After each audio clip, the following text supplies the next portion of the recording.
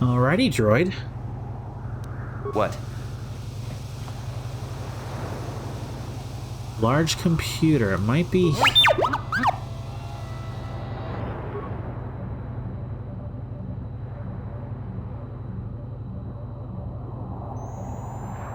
Decrypt Sith passcard. Oh, I'm the one who has to do the math.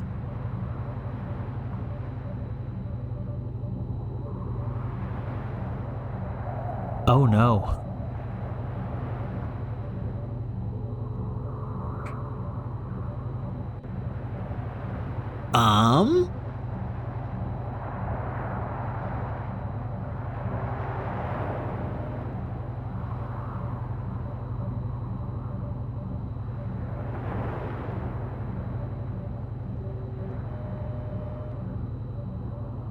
Oh no.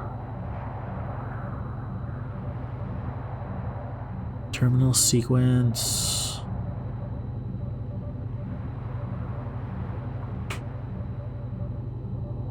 Oh, I got it.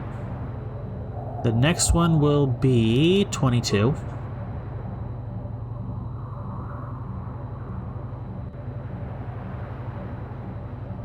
Subtractive matrix.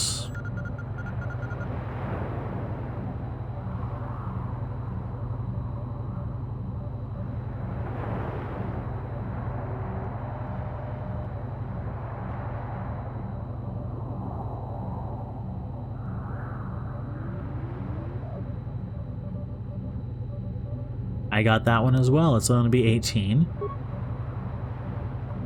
Multiplicative matrix, terminal sequence. That's easy. That one's 64.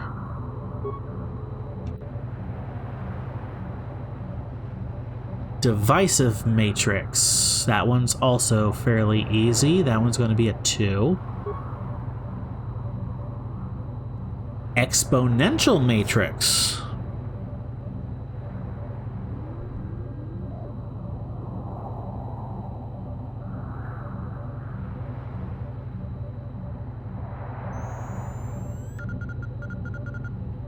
Exponential matrix.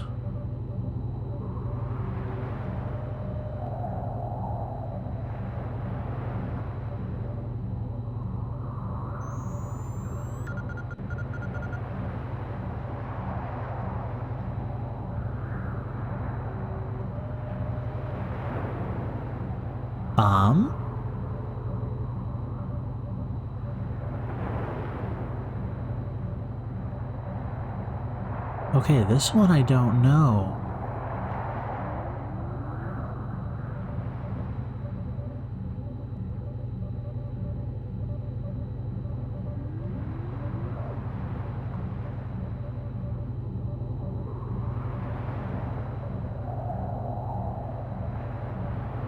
It might be that one.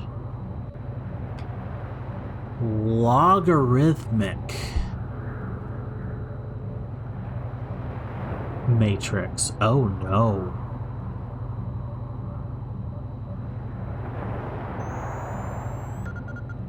Sequence pairs.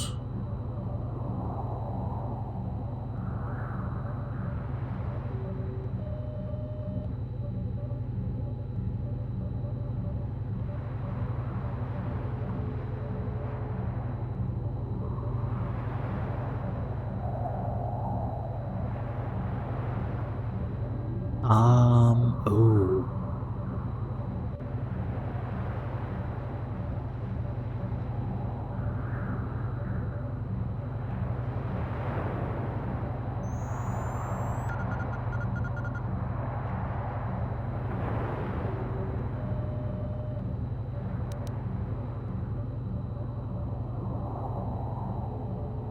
This one's a guess. Terminating. Card reprogramming failure. Ah. So the droid did nothing.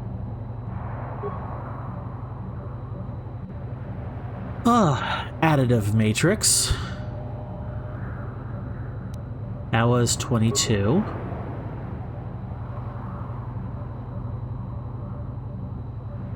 Subtractive, this one was 18. Multiplicative matrix, this one was 64. Divisive, 2. Exponential, 9. Logarithmic was not 7.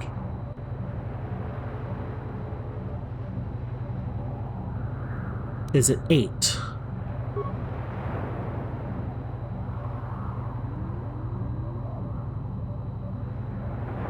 Nope. Yeah, the logarithmic I'm guessing on, because logarithms are a bit different than anything else in this sequence.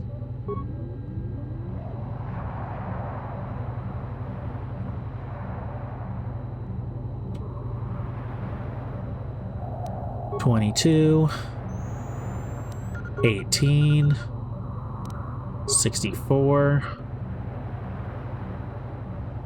2, 9,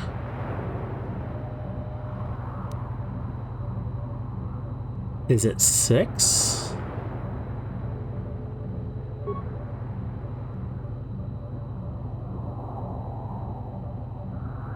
Nope, one more card. 22, 18, 64, 2, 9, 5.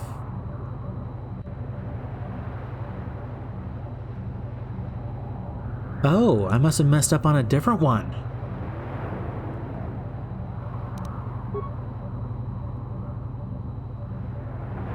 Yes?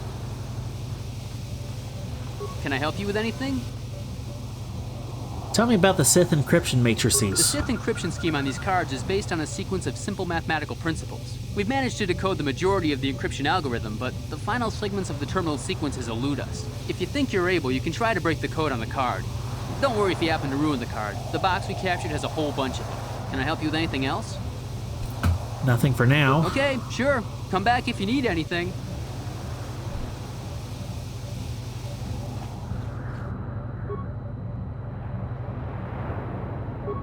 Okay, decrypt path card. So additive matrix between the first two, it's a step of 1, then it's a step of 2, step of 3, step of 4, step of 5.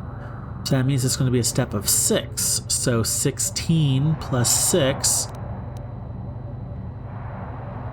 is 22.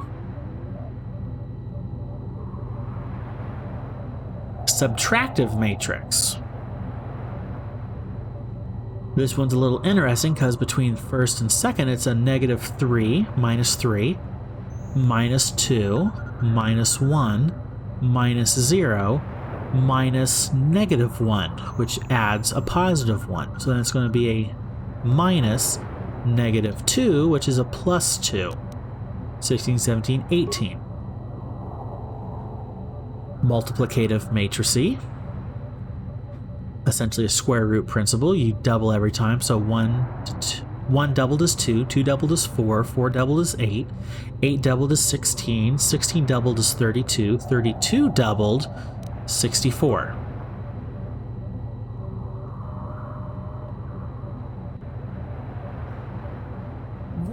Dividing, so 128 divided in half, 64. 64 divided by half is 32. 32 divided by half is 16. To 8, to 4, to 2.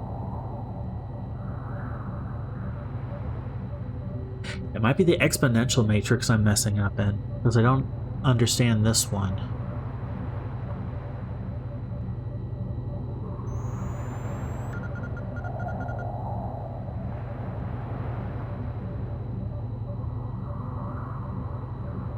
I guess I was primarily looking at the last three numbers because 25 is a square of 5, 64 is a square of 8, 81 is a square of 9.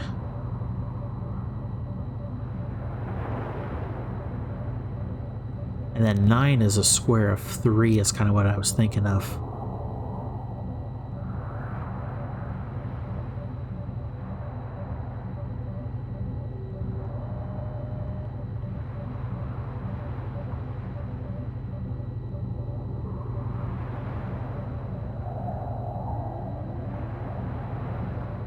Exponential matrix.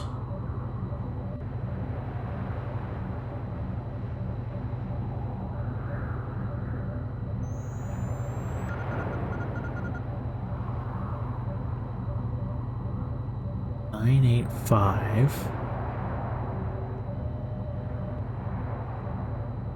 I wonder if this is the one I was messing up on.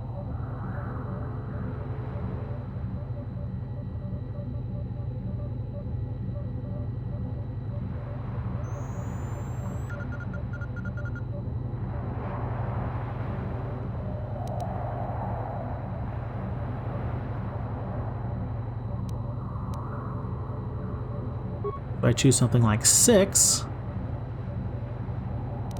and then 8, yeah, I think I'm messing up on one of those last two. Ugh, math.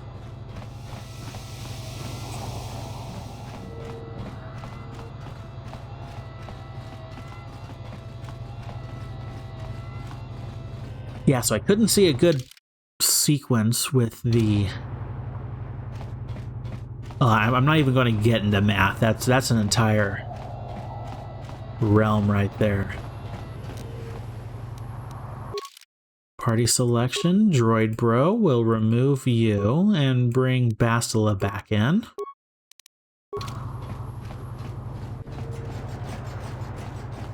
Got a door here. Where's this go?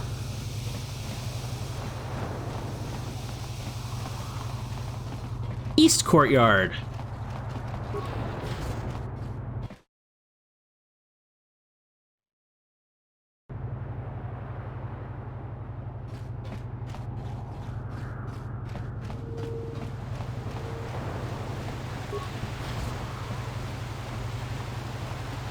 Oh.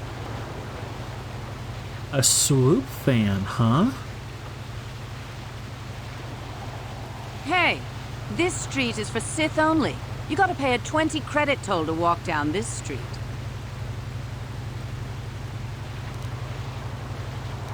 This is a public street.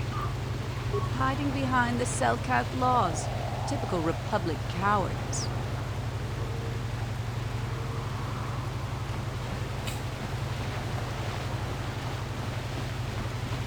From the sounds of it, it sounds like the Selkath might be prisoners in their own town. Unfortunately, can't say I'm surprised.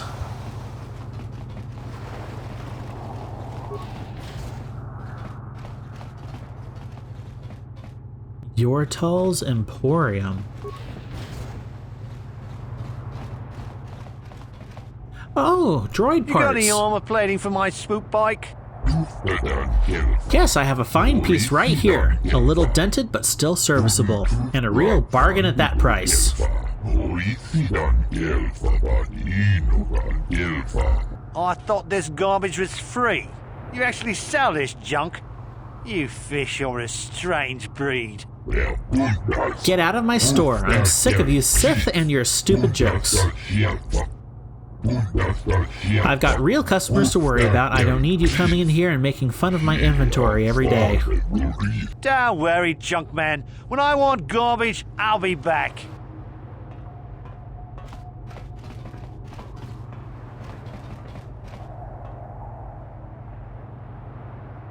The Sith are pretty much the rulers in all but name. Are you here to mark me as the Sith, or do you actually want to buy something?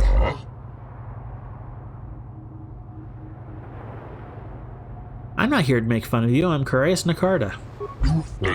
Please forgive me. I had no cause to be so rude to you. The Sith make such trouble for me and my business has been slow. But that is no excuse for my tone. I apologize. Please, let us start off on the right foot. Welcome to the used goods store of Yordle Iklis. If there's anything I can help you with, all you need to do is ask. Yeah, I'd like to take a look at your inventory.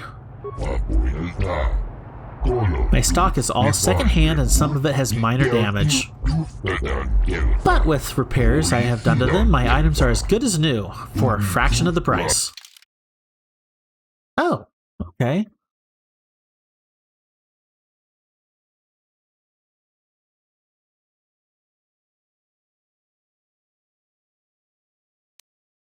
Oh, droid heavy plating.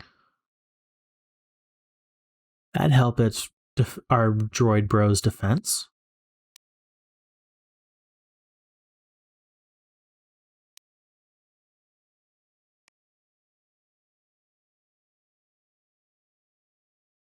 Light plating, targeting computers, security interface, computer probe.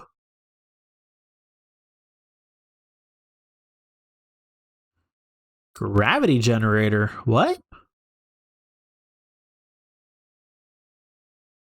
Slow. Well, that's kind of cool. Nice, so this guy is the droid parts guy. What else we got?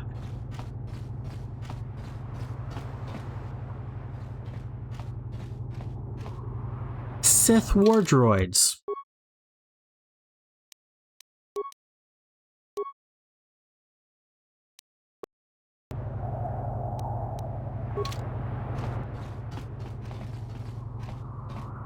Ah, this must be the Sith embassy.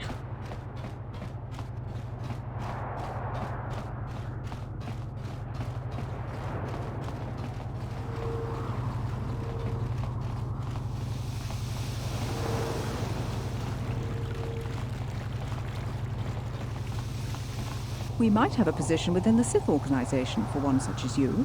Your offer is pretty good, but I've heard some nasty things about you, Sith. Is it true you bombed Terrace into dust? This is war. In war, certain distasteful acts cannot be avoided. But ask yourself this, when we win this war, would you rather be against the Sith or with us? You make a good point. And I'd never turn down a job that pays up front. Excellent. Report to the Sith embassy tomorrow for your assignment. Dude, you making a mistake? Sorry, but you're too late to recruit me. I've just hired on with the Sith. Of course, if the Republic has a better offer. I'm not a recruiter. And why are you bothering me? I'm here on Manan to find work as a mercenary. I'm not here to chat with tourists. Sorry, but you're too late. You work for the Sith? They're evil. Hey, keep your lectures. The Sith pay well, and they pay up front. That's all I care about. Okay. Mercenary walking off.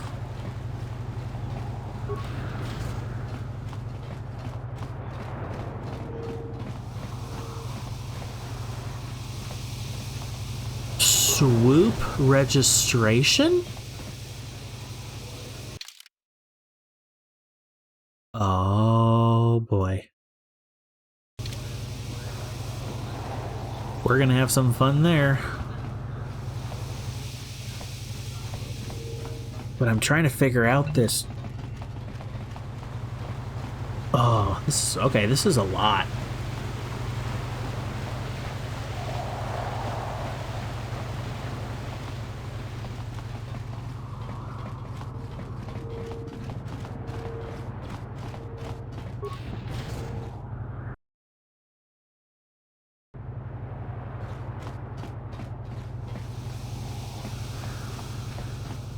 Do I have anybody in my party who's possibly good at persuasion?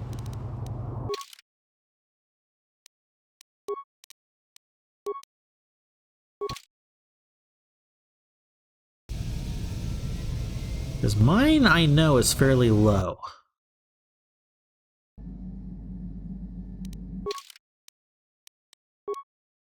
Skills. Persuade. I'm a 2.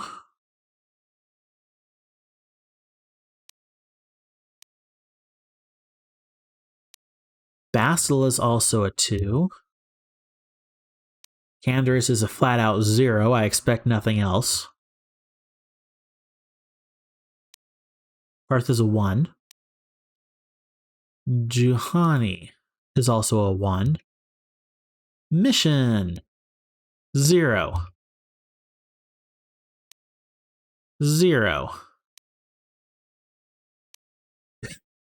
-1. Oh, poor Zalbar. So my 2 in Persuade is literally the best we have in this party.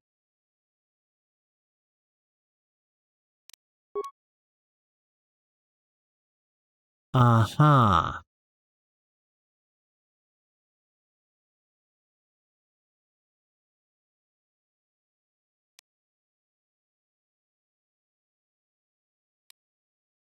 Sith Hangar Key. I'm looking at that one first.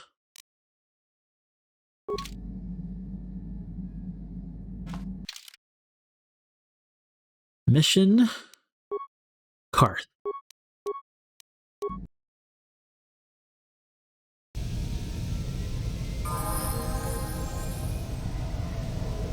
Mission has a level up.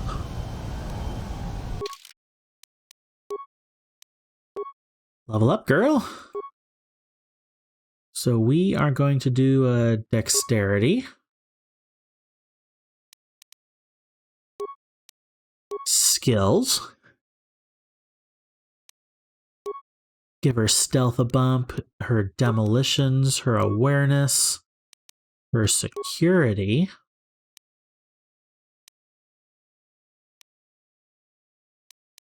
And call it good.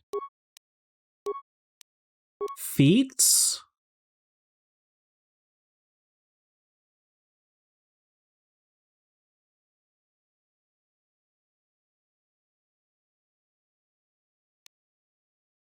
Sneak attack, huh?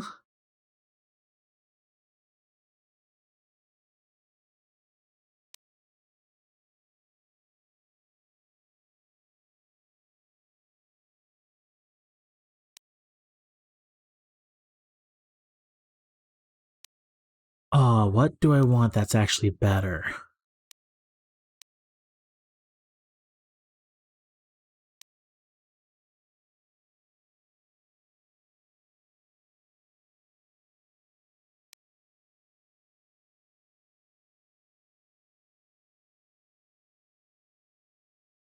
Maybe implants, because she can't do any of those yet. Level up again.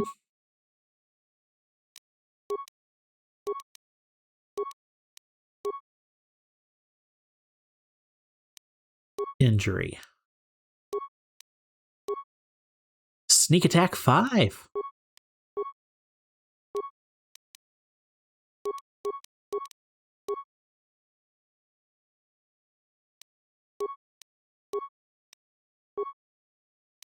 Okay, close. But first, what's your equipment look like? Motion detection goggles.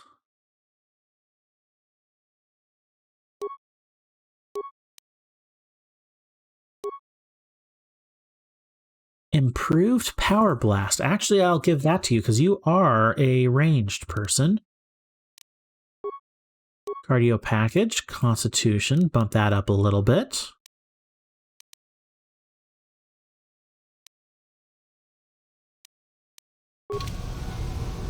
Cool.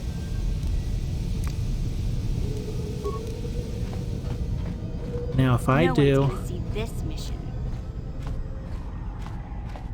Yep, this is literally what I'm thinking of doing, is just sneaking in. Although...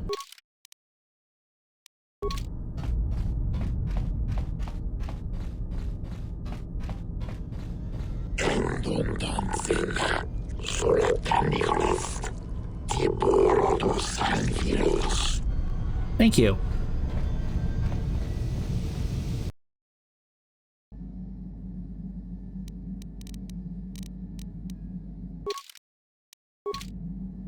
I want to...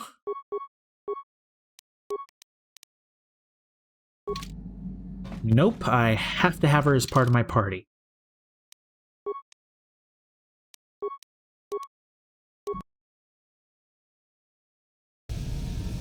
What I was trying to do was take out just her, but not something I can do.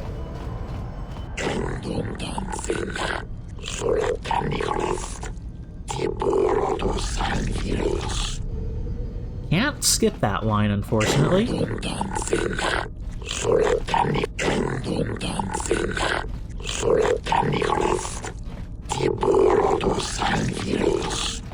Yes, I gotcha.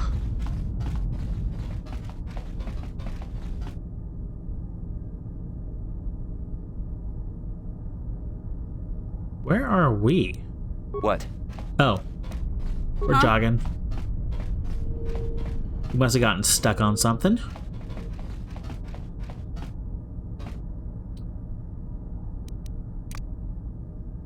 Solo mode on. No one's gonna see this mission. Let's do a little sneaky sneak.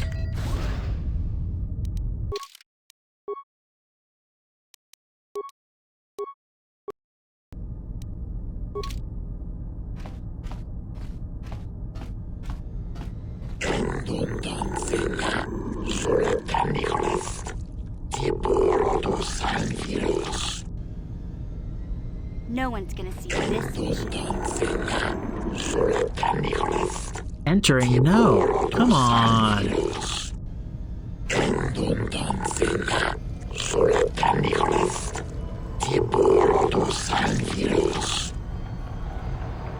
No one's gonna see this mission. They're very...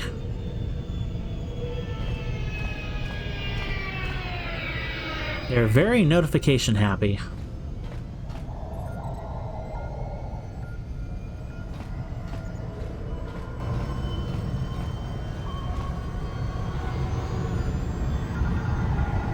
What to do here?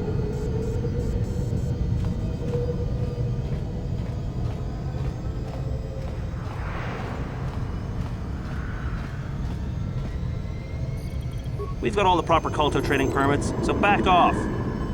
No one's gonna see this mission.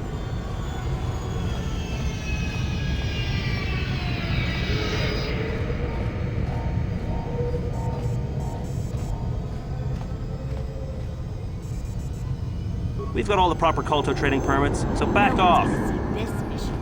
Okay, that's not it.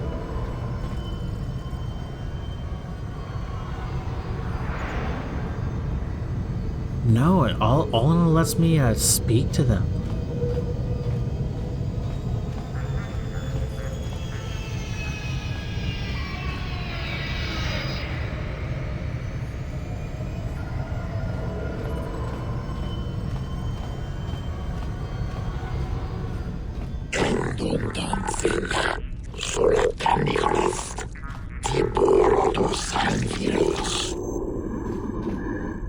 Sure. Okay, I don't know what I'm supposed to do there.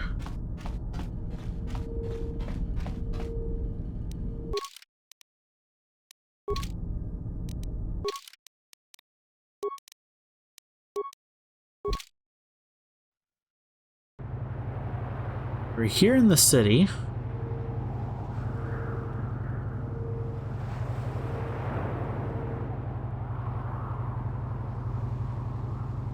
And I'm unsure what to do next. Of course, I always push the wrong buttons.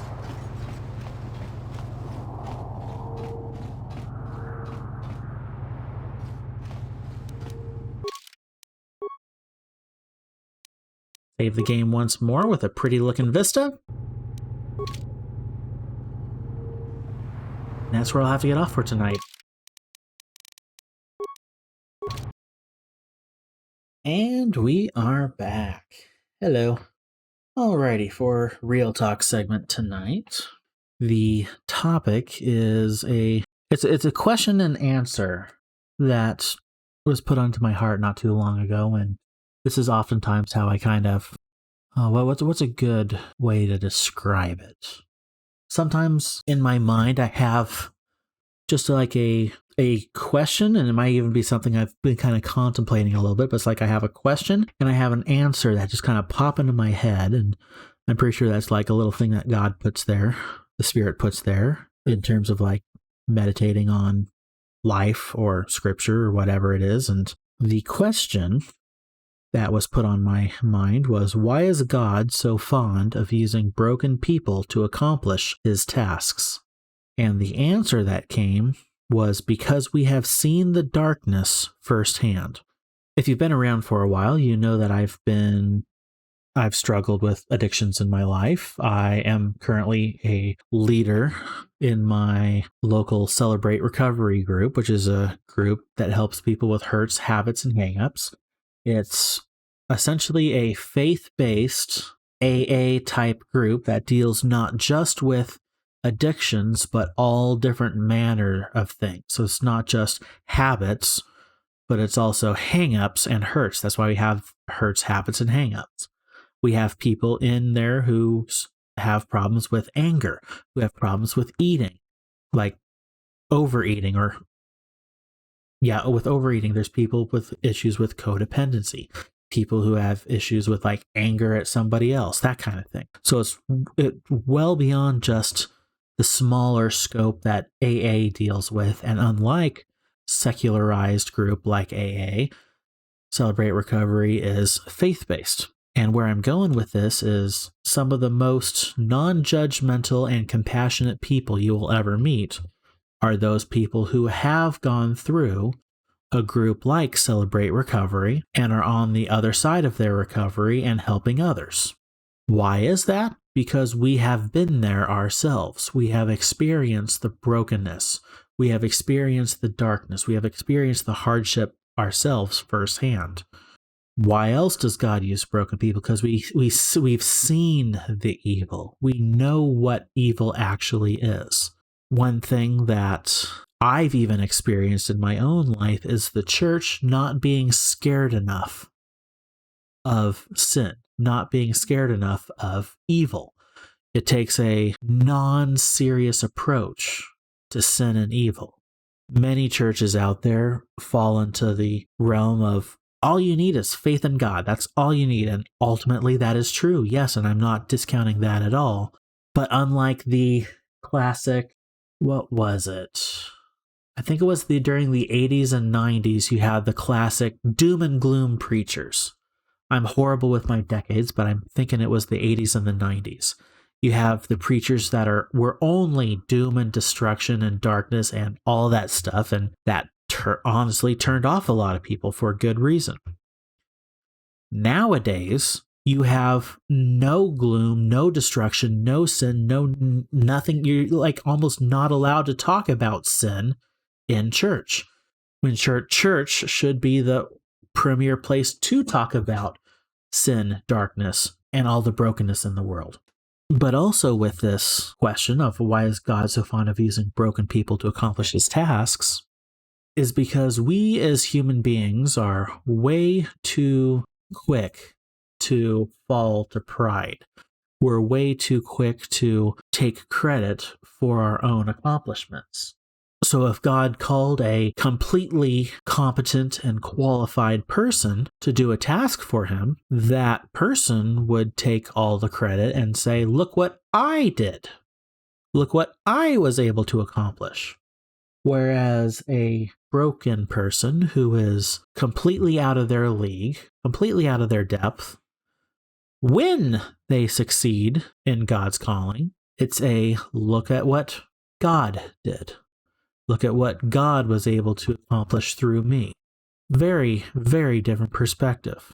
Another one of those little cliche sayings that I've heard before, and it's all too true, is God doesn't call the qualified, he qualifies the called.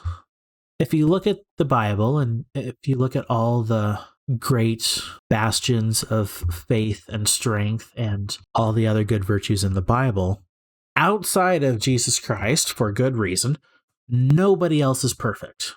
There's not one perfect person in the Bible outside of Jesus Christ. There's murderers, liars, cheaters, thieves. The Bible is full of broken, sinful people who did astounding, great things for God. Sometimes the brokenness happened after they accomplished the great things for God. Sometimes it was a cycle of broken, good thing for God, broken again, good thing for God, broken, good thing for God.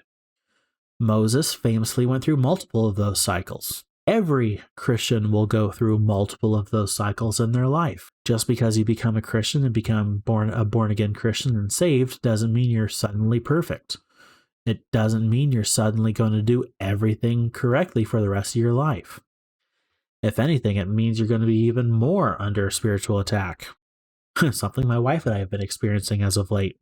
That's a whole nother topic I could talk about. So God is fond of using broken people because those cracks that form from our brokenness allow his glory to shine through. Dang, did I just come up with that? Wow, I just did. The cracks of broken people allow God's glory to shine through. If there are no cracks, there's no room for God. It also points to his strength and glory and capability all the more if God uses someone who has no ability and is not qualified, and then when they are miraculously able to do what God calls them to do, it is exactly that. It's a miracle. Points to his glory even more. So just some thoughts I had on a question and then an answer I received. Why is God so fond of using broken people to accomplish his tasks?